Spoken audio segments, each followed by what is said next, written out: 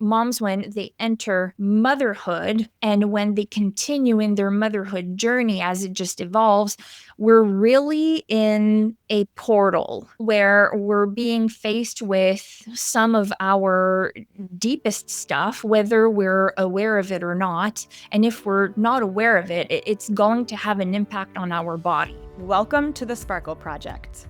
I'm Emily, a divorced mom of two on my own journey to shine a little brighter. This podcast is here to help you protect your sparkle amidst the chaos and impossible expectations of modern motherhood. If you're a mom ready to choose yourself and shine, you are in the right place. Let's dive in.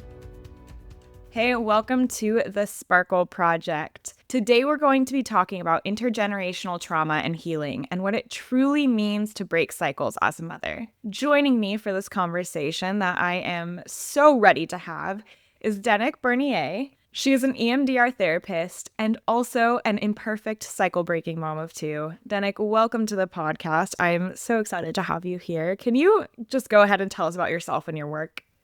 Yes, well, thank you so much for having me on here. So, as you said, I'm an EMDR therapist. I'm certified. I'm also a consultant in training.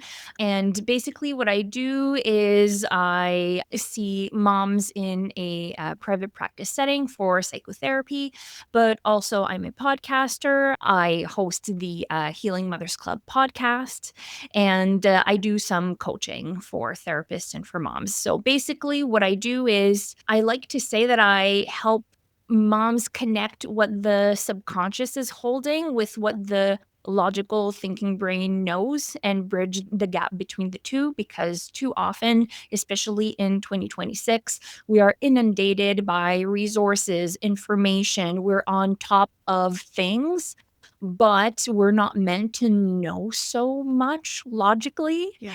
And so what happens is when we're parenting, when we're trying to break cycles, when we're trying to do and parent in a way that we haven't been parented before, but we logically know is what we want to do and strive to do, then it can get really complex to try and actually apply that in an everyday life type of scenario. So that's what I'm here for, and to kind of uncover the layers of why is it that we're reacting and behaving the way we do. It's not as simple as willpower. It's not as simple as cognitive tools, which can be absolutely helpful and needed in the journey, but we need to not stay there. And yes, that's basically in a nutshell. I love the work that you do because I am so interested in how society in general impacts the experiences of mothers. And obviously, like when we're talking about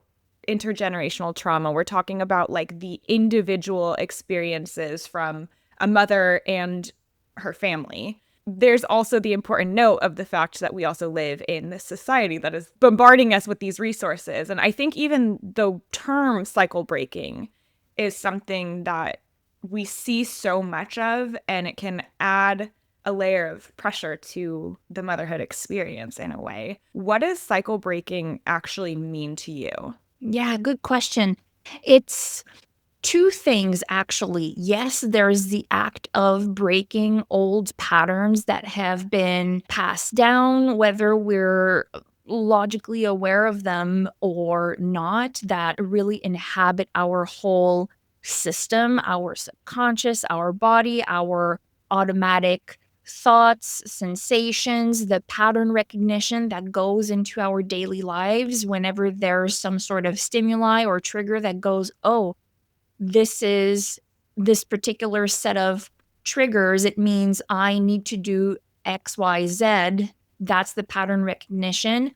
Sometimes we're faced with the fact that we've been repeating some stuff that we actually don't want to be repeating. So the cycle breaking in that sense, but also the second element is cycle creating. It's like, okay, you've now recognized that there's a certain pattern that your subconscious is recognizing and is feeding in and is continuing. But then once we stop it, we also need to create a new cycle, which is where it gets a little trickier, because to stop something can seem logically like, okay, yeah, I got this. Like if I grew up in a very authoritarian household, then in my subconscious, I might want to repeat that Mhm. because that's what I know. But I'm going to logically decide not to do that because now I know about the implications of that type of parenting and whatnot. But then we can get into some sort of a freeze response or flight or fight or whatever type of response when we're actually trying to apply that, because it does mean that we need to create something new. So it's breaking something, but also creating something. And in the creating something, that's where lots of people go, uh-oh, what does that mean? Now I need to get into my authentic self. What is my authentic self look like to begin with? Is this something that I can have access to or something that I have to create from scratch, basically? So yeah, it's both the creation and the breaking of patterns. Yeah. And just reflecting on conversations that you see just out there, obviously that piece of it, it's like, yes, logically, I understand that when you're breaking cycles, you're not just doing nothing, you're like now doing something different, but that's not really what is fed to us. And so, yeah, you're either fighting your nervous system or using what you're getting as messaging as the model. And of course, that is like just be perfect at it, which is so not Mhm. possible, not realistic. And what an important piece to focus on. I definitely want to get into all of that of like how this applies in motherhood, but I want to really quickly talk about the work you do, who you work with, and maybe a little bit about your background. You work specifically with moms who have had, like, I'd say a less than ideal childhood a lot of times. What draws you to work with that specific population? Well, if I can give a little bit of a backstory, I used to be a hospital social worker, and then I decided, you know what, like I'm just gonna venture out into private practice, work for myself. And then I was like, well, who do I work with? So I started working with kids, with teens, with adults, kind of, in a generalist kind of way. But I always had the EMDR lens to my work. And so I had a trauma informed lens, nervous system informed lens to my work. And when working with moms, what I saw is that in society at large, I'd say, and I don't know if this is something that is actually like backed up by some, data somewhere. I'm sure that we could potentially find something around that. But I think that mothers, and especially millennial women, Generation X millennial women, are often targeted when it comes to the wellness industry, when it comes to just kids, family products and services. And like I said earlier, we're inundated with things to do, things to think about, resources that are all like, well, many of them, anyways, are very valuable and rooted in science. But then what I saw more and more is that we held more so cognitive approaches, top bottom approaches Mm. on a pedestal, especially when working with moms. What I saw is that there's this pattern where moms, when they enter motherhood and when they continue in their motherhood journey as it just evolves, we're really in a portal.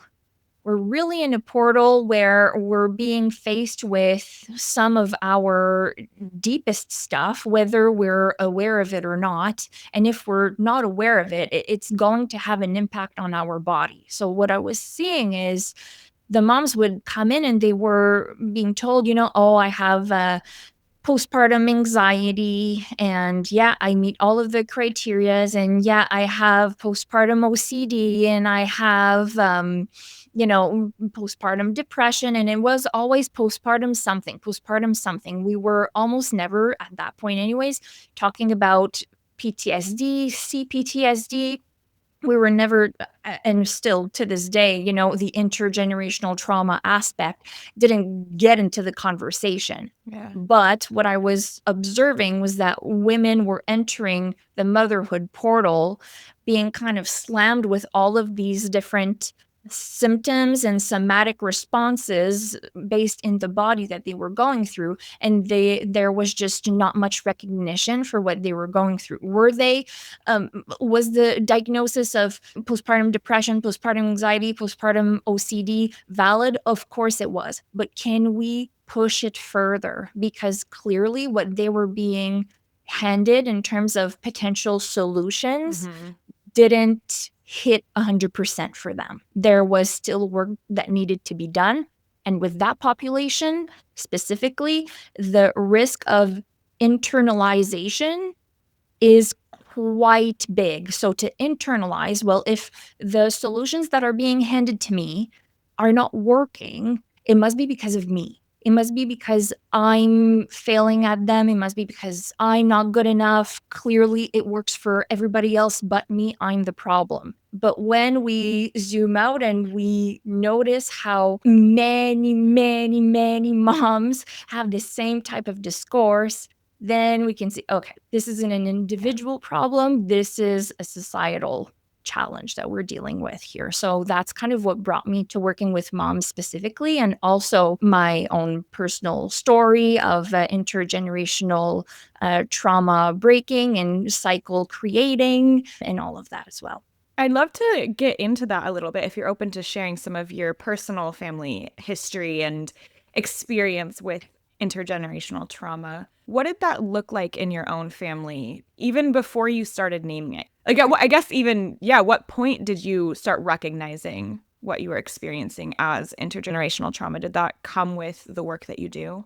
Yeah, I would say that me being able to name it as such came later on in life, to label the experiences as this was me healing from intergenerational trauma and creating a new cycle. But when I was going through it, I had no words. And that's kind of what brought me to try and figure that out for myself, because I have this very vivid image of myself in the middle of the night with my newborn baby girl. I have 2 kids. My oldest is a boy, and then I had my girl, and I was rocking her. She had woken up, and I think at that point she didn't need to be fed. Her diaper was fine. She just really needed connection and to feel like she wasn't alone, as many babies do. So I pick her up. I go through the list of, okay, diaper, feed, nope. This, nope. Soother already in. Okay, I guess she just wants to, get cuddled here. So I pick her up, I start rocking her, and I am just filled with this really weird body sensation. It kind of, I don't know how to explain it other than with this sound of like whoosh, kind of sensation coming from like up from my head and into my whole body. And I was like, oh, this is interesting. Like, what is this? And it kind of freaked me out a little. So while I was in it, I wasn't thinking all that much. But after it had subsided a little, I was like, okay, what is this? Because I had experienced panic attacks before. I had experienced anxiety, and I had experienced postpartum anxiety with my son.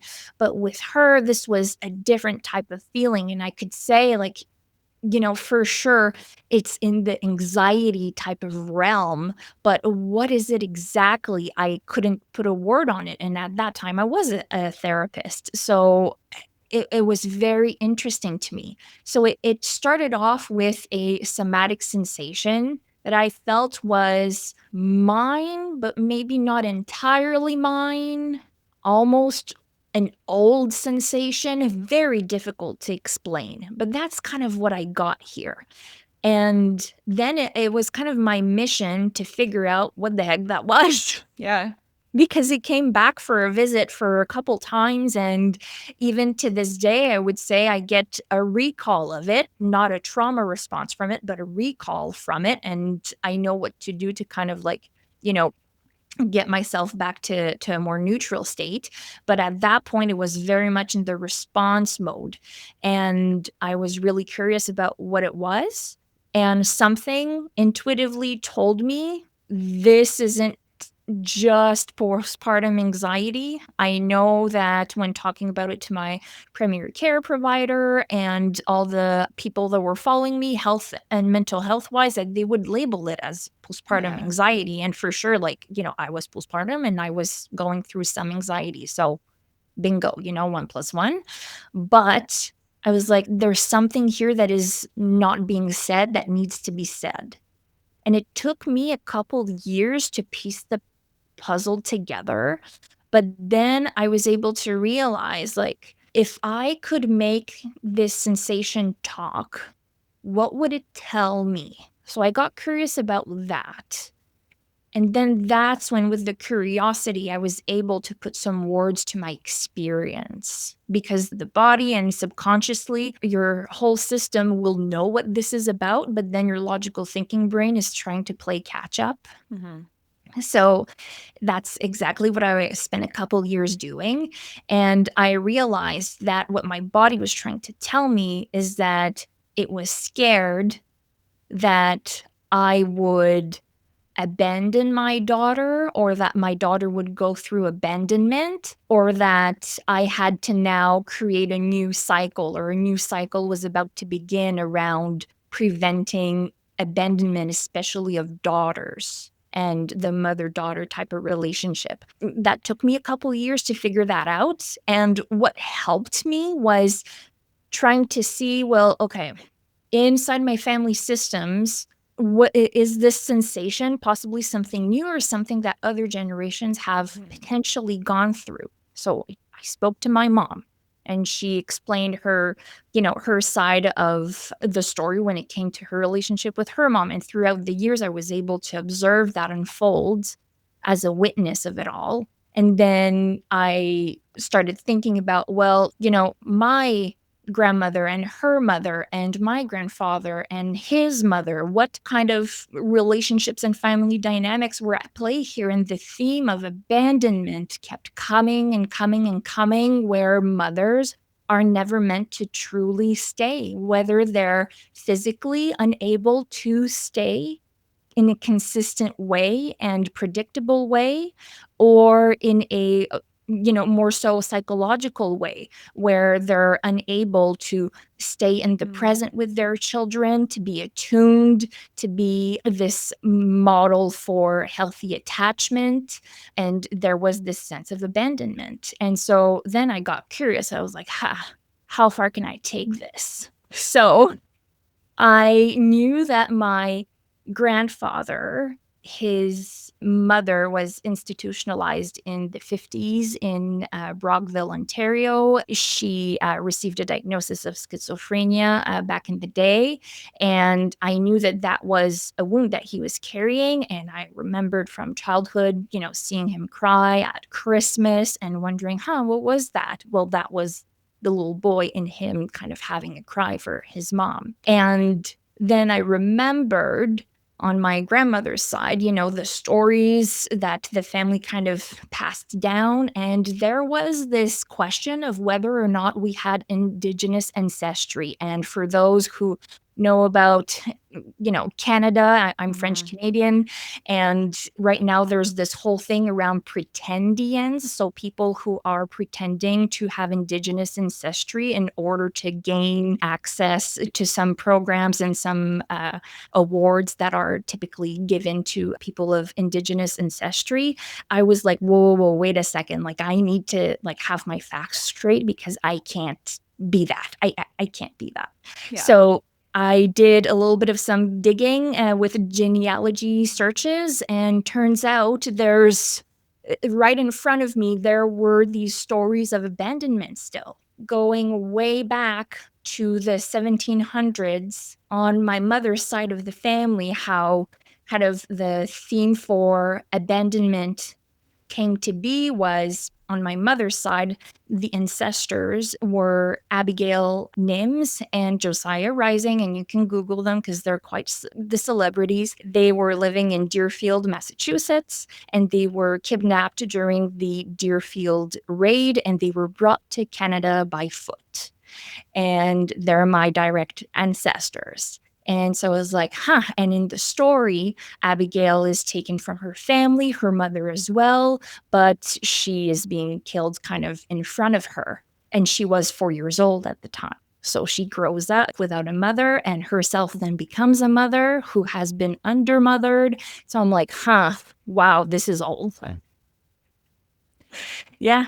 Yeah. I mean, like, just how I have like chills thinking about Yeah. how we all are products of, I mean, it's like you have your 2 parents, and then you have your 4 grandparents, and then you have your 8 great grandparents. And understanding that all of those people lived to be old enough to have children. So they had some amount of complex lives leading up to that point, right? And you just think about your own life and everything that you've been through as an individual, knowing that everyone in your lineage has been through an entire life as well, and an entire life of things that cause trauma or just whatever you want to call it, that like stay in the body and impact the next generation. Like, we understand how our parents impacted us. Like, of course it trails down.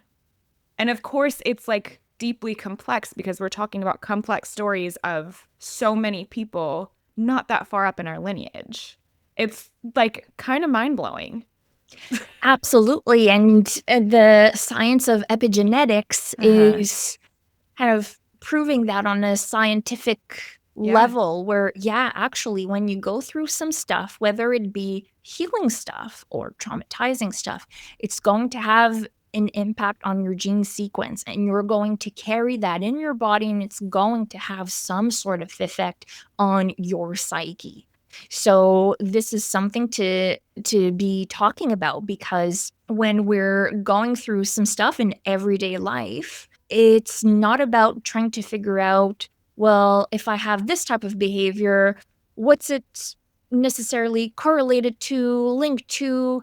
It's good information to have, but it's about giving ourselves grace that we are a complex individual with lots of different layers, and we need to not hold one layer on a pedestal and kind of ignore the others. We are like an onion. We've got multiple layers. We've got a center where we kind of learned certain themes that we were carrying within us. I'm not good enough, I'm unsafe, I should try to do better or whatnot. And then we have all of these different layers. So yeah, we're complex individuals. Yeah. Okay. So with that, there's like the 2 sides of like, okay, yes, I can have self-compassion for myself because I understand this isn't like all of it. It's not just me, and it's not just a weight that I carry. It is complex and all of that. But there's the other side of it where it also feels like, okay, but how do I show up and mother within that? Because obviously, if you're listening to a conversation like this, there is some amount of like wanting to show up both for your kids and for yourself in a way that is like the most aligned and the most like that feels right, that feels good. But it's not just as simple as breaking the cycles, because they are so complex, and creating the new cycles, because we can't just do that from nowhere, right? So what does that look like in practice to really get into it when it is so big? Yeah. It's to start with whatever's presenting to you now, in your body, in your relationships, in the patterns that you see kind of unfolding, or how you're trying to hold yourself back from repeating certain patterns. Whatever's happening to you right now, this is what we want to look at and work with to start. And then it's about kind of finding the overarching theme of what is presently going on for you. Because then when we find that overarching theme, the patterns that we're trying to break and create, the relationships we've got with people, the mental health we've got, and how it shows up for us in our daily lives, usually there's kind of this overarching theme for us. And a way to kind of pinpoint possibly what it could be is to do a little bit, as I had previously shared, around, pinpointing the somatic body-based sensations and go, if that sensation could talk to me, what would it say? What's its story? What is it carrying? What does it need me to believe in order to protect myself, because it's always a matter of protection. Even if it comes with its consequences, it's always a matter of protection. The body's doing what it needs to do, whether there's consequences associated to it or not, because at some point it was quite productive for us to go there. Mhm. And so we do that. We try and get the overarching theme, and that's something we can try and do ourselves, just with curiosity and giving ourselves lots of grace. And it's okay if we don't have the perfect answer. It's totally fine. It's just, questions that we're kind of throwing out there. And I would for sure recommend having that conversation and support with a therapist. And in EMDR, there's something that we do, which is called a float back technique, where we look at what is currently going on in the body, and then we get the client to float back to an earlier time, the earliest time that they can remember, whether somatically or logically, where the body has felt that type of way before. And so sometimes the answers are really interesting. Sometimes the answer can be, oh yes, I remember that one day when I was 4 years old, sitting in front of the TV, XYZ happened, and that's kind of how my nervous system learned this theme to protect myself. Or it can be, well, I have no visuals, but I can almost remember this sensation from like day one in the womb, but I have no way to explain it to you. So when we kind of do this exercise, this would be in support with an EMDR therapist. We're able to see here that this doesn't come from sheer willpower. This doesn't come from our own logical making. This comes as a result of what we've gone through. So we kind of go through that. And then that's where doors open for so many things. The doors can open to classic EMDR kind of reprocessing, some parts work kind of stuff. Then there's the intergenerational trauma type of stuff that we can do while being supported through the EMDR piece. We can get really creative with it. So the doors open, but it really starts with that theme, the overarching theme that our nervous systems are carrying, and to try and understand that. Yeah, I mean, it makes so much sense that you're going to have to approach it differently based on what you uncover. Something that I've thought about in my own life, but that feels like just something I want to say right now, is that I have felt, for me, I was diagnosed with postpartum anxiety after my second son was born.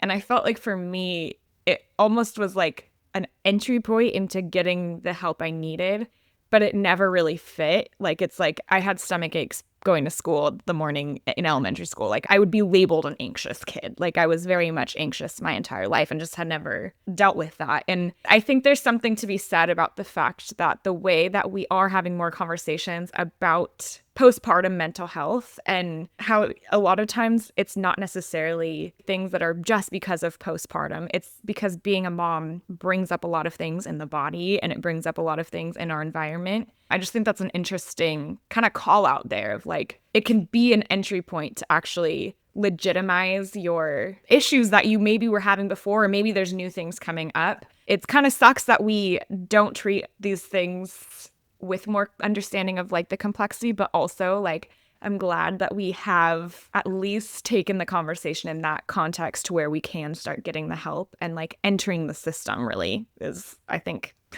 a part of it. Absolutely. And you know what you just shared here makes me think about the recent criticism that Dr. Gabor Mate has been put under recently, Yeah. especially around ADHD, and it's linked to Yes. trauma, and how he says that, well, really, ADHD is, a product of trauma. What happens is trauma has been, and intergenerational trauma has been just put to the side for so long, and we've really put on a pedestal, genes and how genes can affect us, and the biological component of, if the parents are carriers of this specific type of gene, then of course it's going to be carried down, and the child will, have whatever the parents were carrying. But what we need to understand is that, yes, there's the component exists for sure. Like, we can't just ignore it. There's so many components to like childhood anxiety. But my question always is, where did that child then learn that in order to make the anxiety go away, the tummy ache go away is, for example, and I don't know if that's your case, but for many of my clients would be, well, I need to achieve A plus on everything. I need to work so that the tummy ache goes away. Well, if that's the case, the tummy ache might not necessarily be 100% linked to the anxiety purely. It might just be a call for wanting to connect and be loved by the parents, by the attachment figures. And going into even more anxiety means that this is productive, air quotes productive, because at least I'm going to be seen by my parents and I'm going to be loved, even if just for a split second. It's worth it. Yeah. It's like there's so many layers of every symptom that we've ever had that you can dig into and learn from. I think that's really profound. Thinking, again, the complexity. It's like we're talking about generations, and then we're talking about self, and we're talking about the different things and the different like ways we've developed coping mechanisms. It's like it's so complex. And there are answers. There are like reasons for it. There's reasons we do the things that we do and we show up in the way we do. And we can see how those things impact the way we parent. Absolutely. And so it's like, as beings, we are multi-layered and complex. Well, the answers when it comes to the healing journey needs to be multi-layered and complex because there are no size fits all. It truly is a journey. Yeah. And support in that journey with somebody who understands what's going on is so crucial. I mean, I see with what you're saying, it's like you really do need the support of a trauma-informed practitioner who can help guide you through this. You talk about this idea of like mothering ourselves while we're mothering our children. What does that look like in the day-to-day, like practically speaking? Yeah, so too often we think that, and this can absolutely be a byproduct of our time, where we think we need to earn our self-care. We need to earn our moment where we will take a break, take a breather, and then move forward. When really, when we're parenting and we are creating new cycles, we need to meet our needs proactively while we are also meeting the needs of our kids. So we can think about, this type of doing things where we feel like we need to earn it. So we are postponing that moment further and further into the day, into the week, into the month, into the year, where we finally take these moments for ourselves where we, take into consideration our needs and when we legitimize them, and often it's too late. But then we are most at risk of repeating the patterns we're trying to break in the first place. And then there's this other school of thought where lots of people are having really big opinions about moms who will take care of themselves first and their children second. I think not too long ago, I heard of somebody, a celebrity, saying that on weekends, she parents the first couple of hours on a Saturday, and then the rest of the Saturday is for herself. And then people are saying, well, this is too little. Now, this is the other side of the spectrum, and this can have implications long-term and whatnot. And so moms are like, well, what the heck do I do then? Yeah. What the heck do I do? And so that's how I kind of came up with you can be taking care of yourself while taking care of your kids. Not saying that you should always be with your kids and that you don't deserve some time away. You absolutely do. But in the day-to-day life, and especially since we don't have that village that we talk about, it's not like we can just knock at our neighbor's door and ask for some support or for them to come proactively. So we need to think proactively.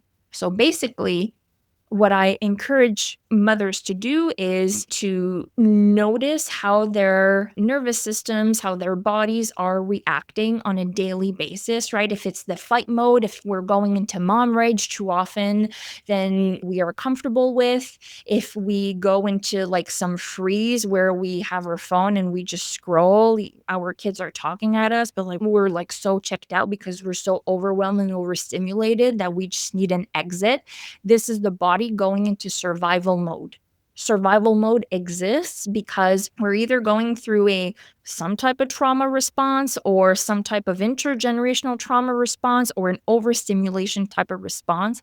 Whatever it may be, it is pointing to the fact that our needs are not being legitimized and met. They're not being validated and not taken seriously in the moment. And it's already kind of too late. Then it's difficult to take care of our kids in the way that is aligned for us because we're kind of fighting with ourselves trying to get out of that activation mode. So what I suggest we do is we first look at that activation mode and figure out kind of when does it come in a 24-hour cycle.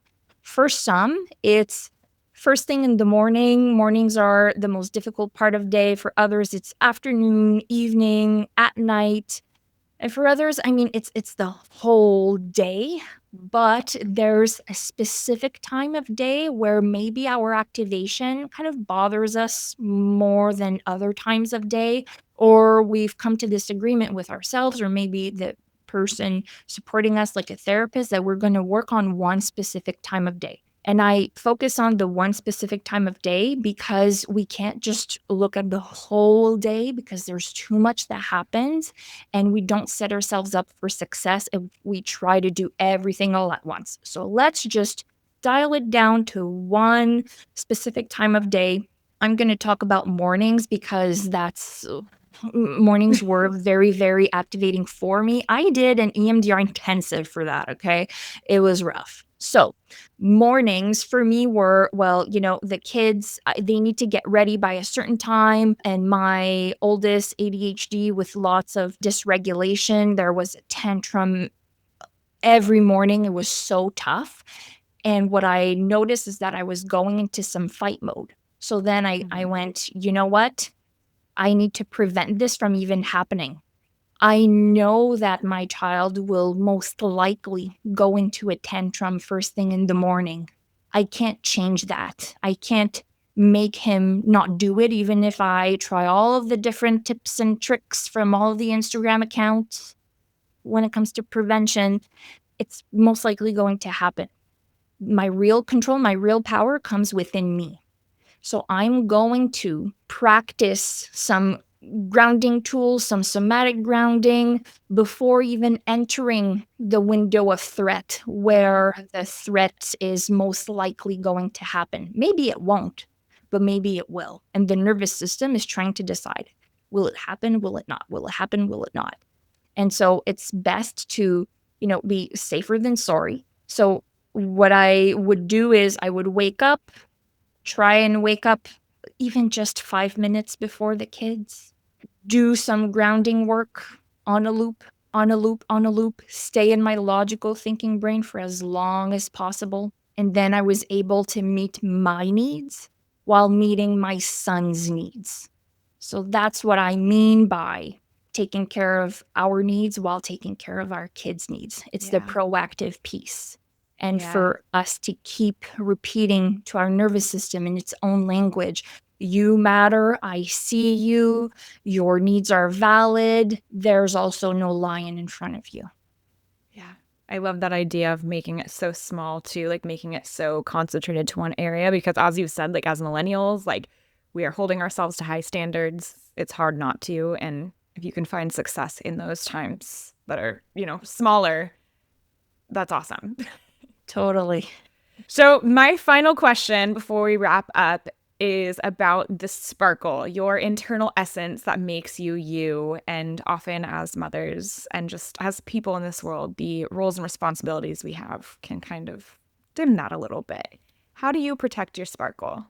Well, it's a tough one. I have ADHD, and so I'm gonna, run after the next shiny object and kind of forget about my needs from time to time. But it's about that proactivity, being proactive, scheduling as much as possible, the boring self-care, the appointments with the dentist, with the doctor, with whoever support people you need, anticipating the needs. This is something that I teach, but also something that I try and preach for myself, especially as moms. If it's not scheduled, it's not going to happen.